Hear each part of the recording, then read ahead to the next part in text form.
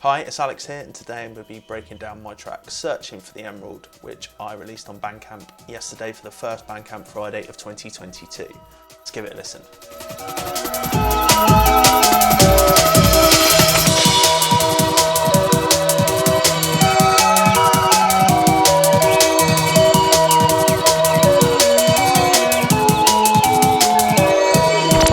What's that? What's what? There's a green glow.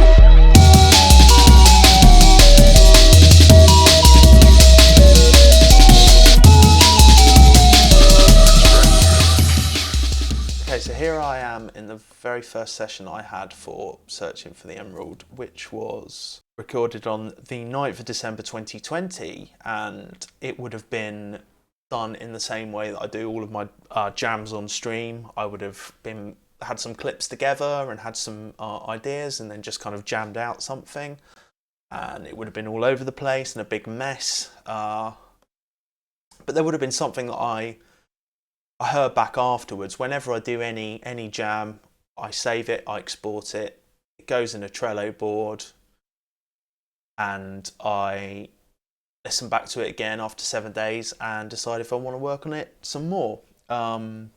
So perhaps we'll give this one a listen. There's probably some mad stuff in here.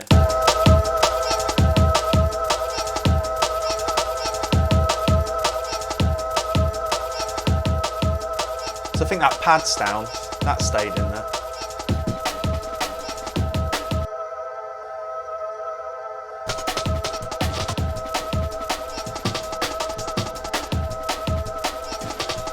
Got a nice think there.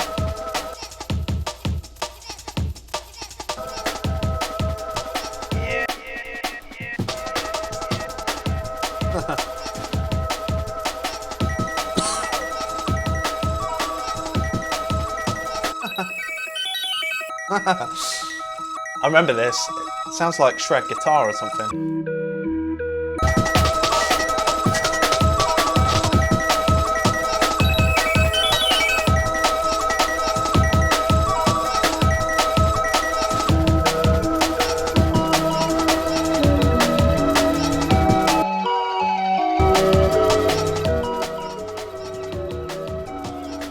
And it was that idea that I was like, well, that's the track. That sounds really cool. Particularly with this. Repetitive beats. Oh, Andrew Weatherall there. Where did he come in here? Seeking transcendence through repetitive beats. Fair play. R.I.P. Andrew.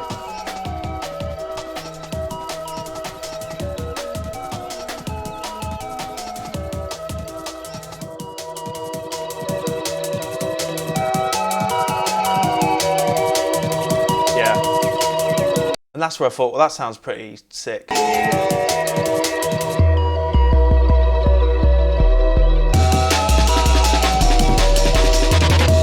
expect that was unintentional, the fact that I didn't bring everything in together.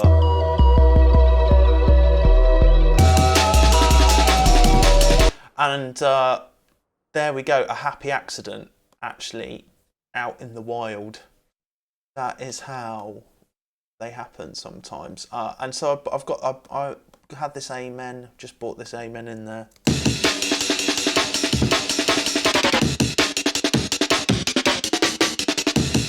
That's not the Amen that ended up in the finished version.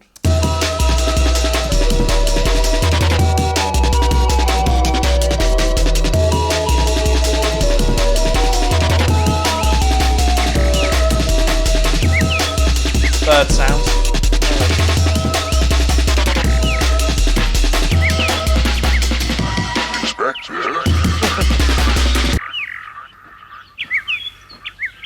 All of this sampled from a Moomins episode, Searching for the Emerald.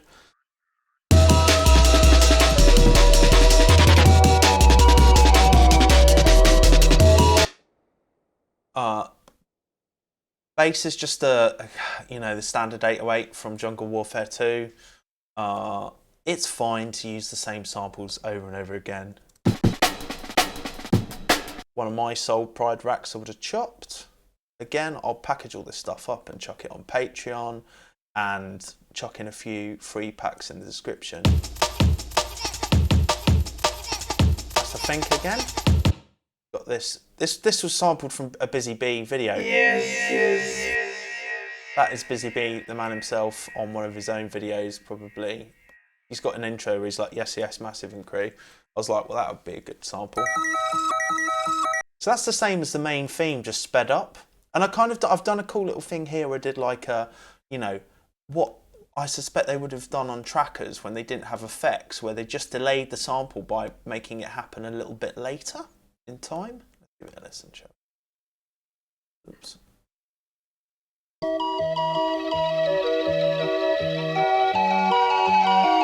And I kept that in the final version because I was like, yeah, that's pretty cool. Nice little, that'd be good if I ever talk to anyone about how I made the track.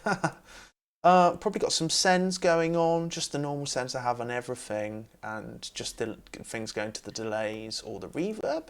And we've got this nice little patch here. What's this? This is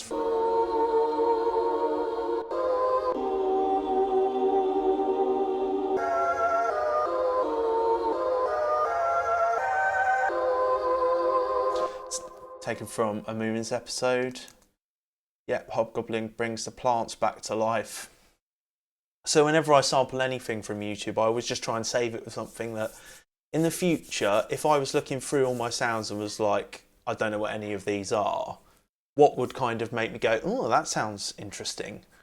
Rather than just it being left as whatever the hell format it is if you just save something. Try and be organised at the point of recording. And then we got the, it's on this one.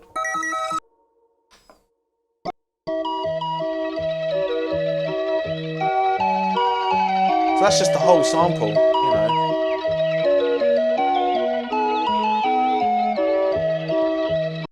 And I just had that repeating again, you know, not this one. There's just various versions of it.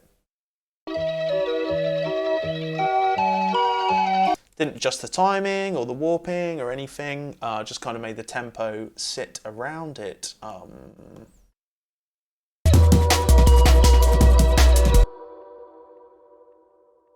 mean, has it changed much from the...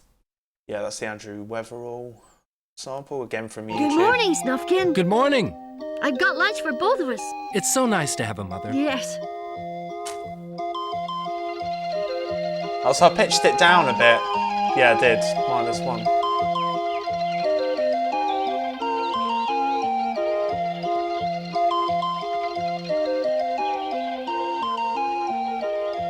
I mean, that's probably just some like, oh, it sounds like a flute from a synth or like some kind of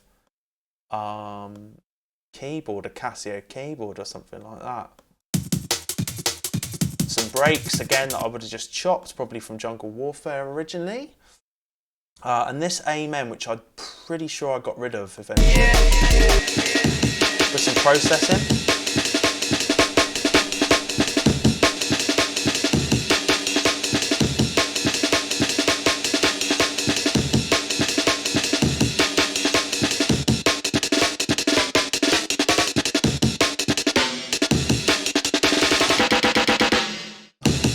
Yeah, classic, some triplet stuff going on there. All right, so that was the first jam. So it really, again, it sounds like I had the idea was the Moomins thing with a break beat. that was it, you know, it was this little, what have we got soloed?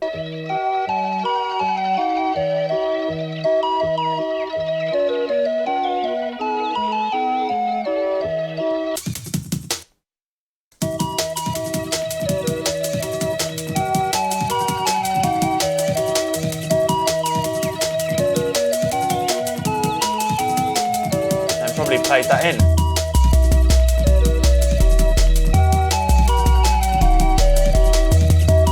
Would have played that in on the keyboard probably.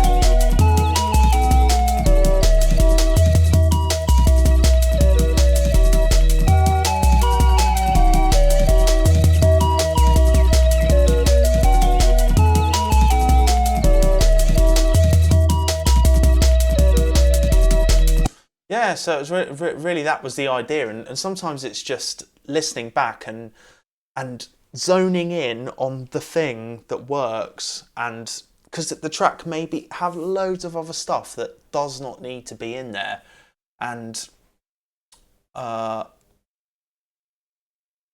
it's a pitfall for many producers is to be precious about the sounds that they've already got in the session. Like, I have to make this fit. I have to make all these breaks fit. And the more experienced I get, the better I am to kind of hear. Well, I say that, it's like sometimes you are, sometimes you're not. But the more I can kind of zone in straight away on what needs to be got rid of and what needs to remain. What is the idea? What's going to make this track work? And I always say it to people. It's the idea. If you can get that idea, then the track will write itself. It's not about spending hours on a piece of music. It's about having good ideas and having lots of ideas. Yeah. Okay. So that was the first session, and maybe we'll jump through. Let's do the next one because that's quite revealing sometimes. So I obviously like this one because I worked on it quite quickly after, literally 7 days after. I do make notes before I go into the sessions, but I haven't kept them. And I mean, I could look back through my old journals and notebooks, but I'm not going to. So when I exported it, I would have just had a limiter on there to make sure that it was loud enough so I could listen to it on headphones out and about. Okay, so what's happened in here? It looks like I've tidied things up a bit. Riff, good. And I got rid of the kind of the higher pitched ones. Kept the Moomin pad in, and I think I added in some Moomin actually talking at this point. What's that? What's what? There's a green glow. Because I saved the jam as searching for the emerald, and I kind of thought, well, I'll just make it really about the Moomins. Because, I'll actually just really overtly use Moomin samples because I used to really like it. I still like it. What's what? There's a green glow.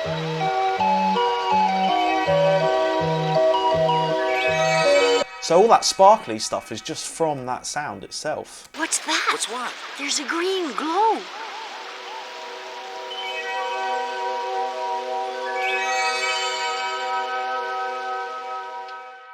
Nice. I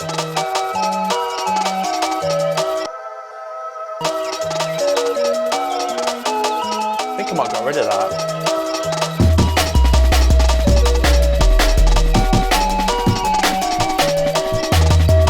Pretty sure I got rid of the soul pride as well. I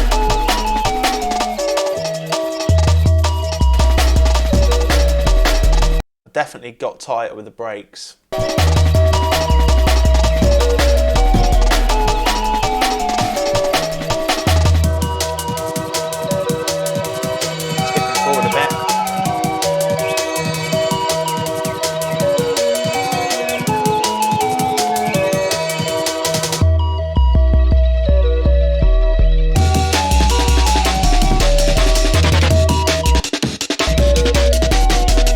I think I had the realisation that the Amen doing all the kind of the glitchy tracker stuff was slowing the groove down a bit. I don't think I had this kind of I wasn't strong enough to I didn't have the confidence to change it until later on, I think. Okay, so yeah, that was the next version. I added in all these various Moomin parts. Stuff like this. Nice little sparkly sounds like that. Just bits of A most amazing emerald. So that's like the Hobgoblin saying a most amazing emerald in the cartoon. But I got rid of that. Just didn't add anything. Half of it's knowing what to get rid of and cool. Wicked. Yeah, the birds retained in there, and this sound, this That stayed in.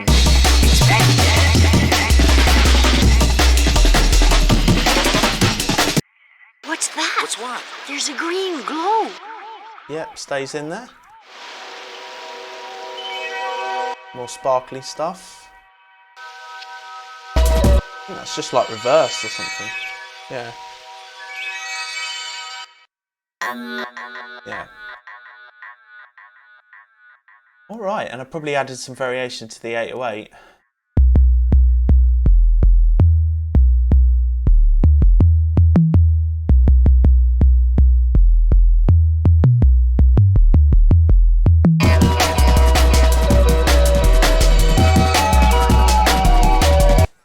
Cool, so let's maybe fast forward through. I'm going to open up this one, which I did.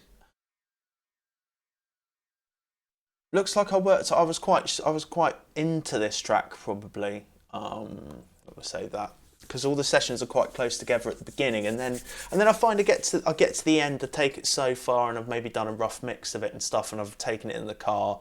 And ideally, you could just let it sit, or maybe send it out to people as a demo, and say, you know, here's some demo stuff I've been working on, rather than it being a kind of finished, mixed, mastered, whatever. You've just got, you know, I think like DJs and labels, say, or people that you want to get in touch with your music, they're not always expecting an ultra high quality finished mastered version. You know, a mix that is like 80%, 90% there, 80%, 70%. A mix that is like most of the way there is probably okay. It's more, I think it's more, again, it's about your idea, it's about your creativity, it's about, you know, where you're getting your sounds from. Have you got a fresh sound? That's what people want. That's what I want, you know, from music. I like things that like surprise me or are new. Okay, so I think hopefully I'll start to clear up the breaks a bit. I think I do at this point. So I just got rid of that one. I've got some more like sound effects going on in here. I wonder what they're from. What's that? What's what? There's a green glow.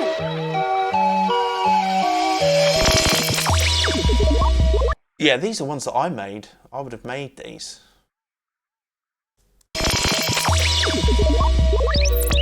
I think check out my video. What's missing? What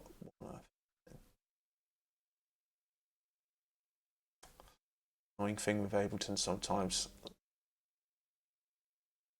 I'm going to ignore that.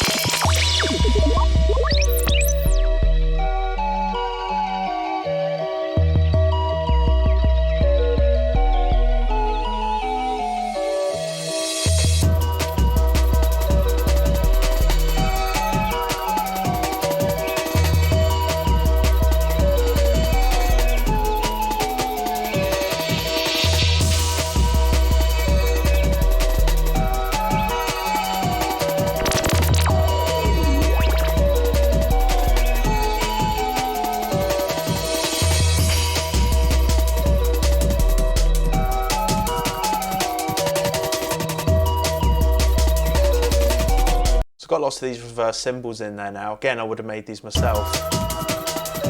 Here.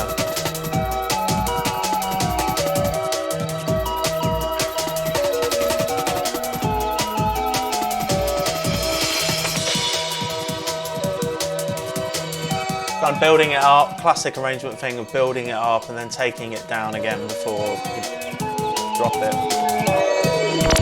What's that? What's what? There's a green glow.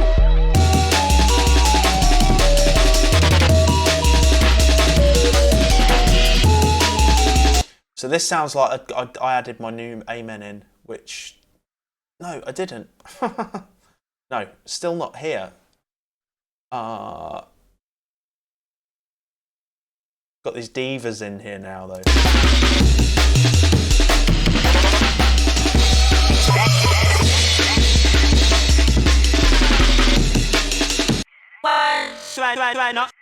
Yeah, and there's probably some sirens. Yeah, from, what is that, Wheel It Up, DJ Gunshot. A lot of stuff from that track I've used. because at this point I was like, well, I'm just going to make this a bit of a tongue-in-cheek thing and actually just pull in, loads of like sirens and dub sirens and stuff like that. So yeah, so adding these things in slowly, piecemeal, it doesn't need to all be done straight away.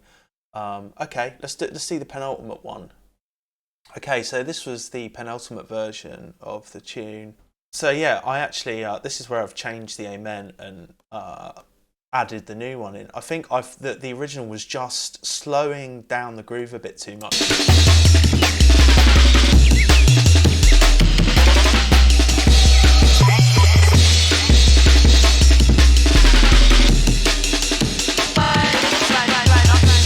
I think there were bits that were like doing it for me, but I thought it could be tighter, especially with the.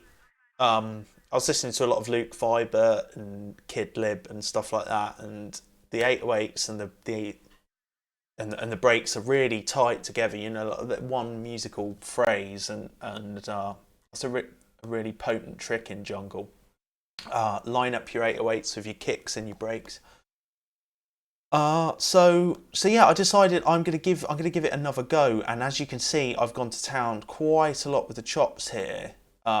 And it's testament to the fact that you don't need everything to be right when you first put it in. You can make a whole track with something that you're not quite sure about and change it later if you decide that you really want to finish the music. It's okay to use placeholder stuff. It's totally fine to use stuff that you're like, I can hear that I don't like that, and I can hear that that's not working, but I can hear past it, and I'm just going to carry on. I'm going to carry on with this bad sound. I'll fix it later. So yeah, so I then switched it out for another break I chopped, and I think this made all the difference.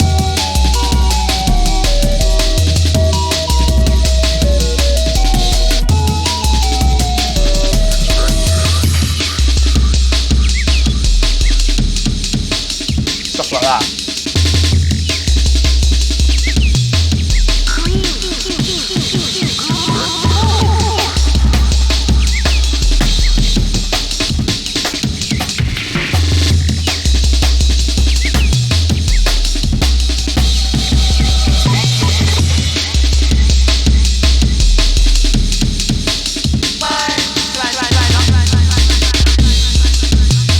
Stuff like that. So really tried to follow the bass line and make a musical phrase out of the breaks and the bass. And I've processing wise, I've done the thing, my favourite kind of scoop EQing, which just works so well with the amen, and then compressing the hell out of it using parallel compression. And I've also done some saturation on this. So maybe if we listen to what that's like without that. Night and day.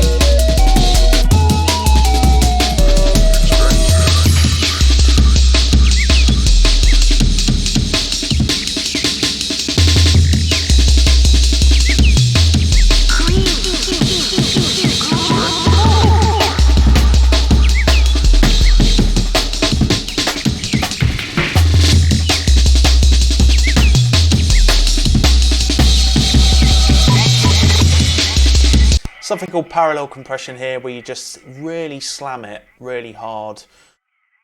The idea is you have a really long attack, so you allow all of the transient in, and a really short release, so that when you pull the threshold down, the compression is clamping down on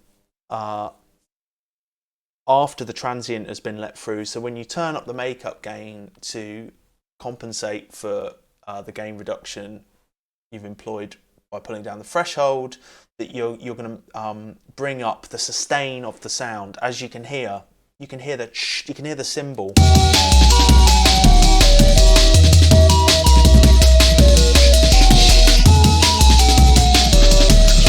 And then you blend it with the original signal so it's not too much.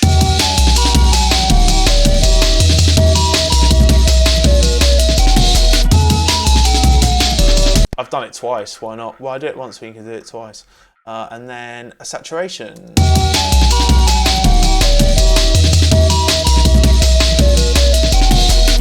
subtle if doing much at all. And then some very subtle room reverb.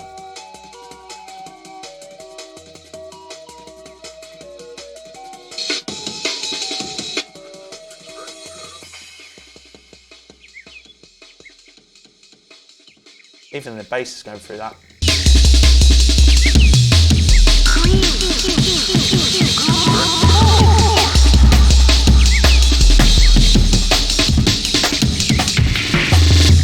And that really kind of brought the track home. That was like, well, that's kind of it's done really. It was the break that was kind of the problem that needed to be fixed there.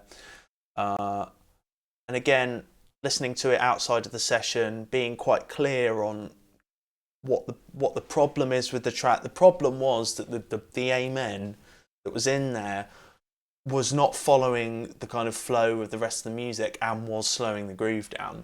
And sometimes it's like if the track isn't working, it's often things like the groove. There's something with the groove that's pulling it back, or there's something that you need to get rid of maybe. I slowly was taking sounds out that I thought it just doesn't need to be in there, like that doing. And what's this? Yeah, like the kind of classic dub siren thing, and I use that as a bit of a nod to like, it's like, you know, nod to kind of jungle, the jungle heritage. Again from DJ Gunshot, Wheel It Up. I think it was taken from that.